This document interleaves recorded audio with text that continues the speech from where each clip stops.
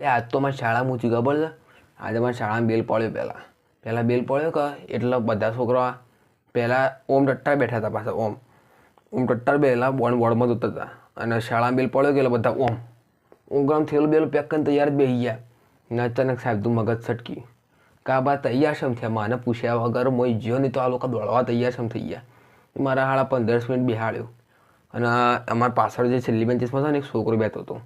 એનાવાળી ઘેર જામ બહુ ઉતાવળ હતી ભાઈ. ઈવન એટલી ઉતાવળ કે પૂછો નહીં. અમુક છેલ્લી બેન્ચીસવાળાને એવું જ હોય કે શાળા ટાઈમમાં શાળા નાહી જવું જતી પાછળની બેન્ચીસથી.